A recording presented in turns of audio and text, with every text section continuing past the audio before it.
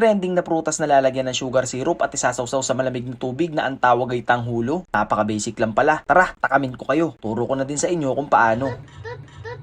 Dito pala ako nakahanap ng pwesto sa loob ng bahay. Isang maliit na lamesa at nilatag ko na ang portable card type stove. Pero kahit anong klaseng kalan ay pwede nyong gamitin. Yan lang ginamit ko para presentable sa paningin mo. Kinabitan ko na din ng butane dahil hindi gagana yan ng walang gasolina. Ang lulutuin natin dyan ay sugar syrup na standard para magawa ng maayos ang tanghulo. Para makagawa ng perfect na sugar syrup ay babase tayo sa 2:1 method. Isang punong tasa ng asukal at kalahating tasang tubig. Pwede mo na sila pagsamahin kahit hindi pa kumukulo o hindi pa mainit ang tubig. Habang sinisindihan ko ang kalan ay iniisip ko ang lasa na kalalabasan dahil pwede namang isawsaw na lang sa normal na asukal ang prutas pero bakit may ganito pang imbensyon? Tinuso ko na din ang strawberry at grapes na gagamitin dahil nakakatakam din kung iisipin mo. Pinapwesto ko na din ang mga hurado dahil kanina pa sila gigil na gigil kahit kinikwento ko pa lang ang mga gagawin. Kitang kita sa mukha ng isang hurado na parang hindi makapaniwala sa nangyayari. At ang isa naman ay tila gusto na agad kagatin kahit mainit-init pa ang asukal habang nilalagay ko sa pitchel na punong-puno ng yelo.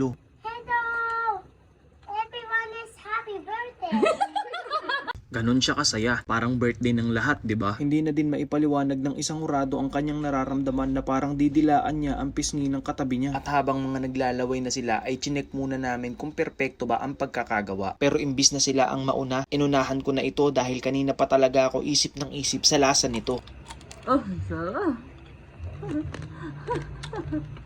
Ayun mga utol, na perfect namin yung pagkakagawa. At ang rate sa akin nito from 1 to 10 ay 9. Dahil ang galing ng balanse ng crunchy na asukal sa maasim na mga prutas. Kadalasan kasi pag prutas na maaasim ay asin ang takbuhan natin. Pero ngayon meron ng ganito. Applicable din to sa kahit anong prutas na maaasim, hindi lang sa grapes at strawberry. Tingnan nyo naman, approve tayo kay Judge number 1. At ipagpapabukas pa ata ni Judge number 2 ang reaction niya dahil ginawa niya lang lollipop ang mga prutas. Galing, di ba? Hanggang sa muli. Salamat!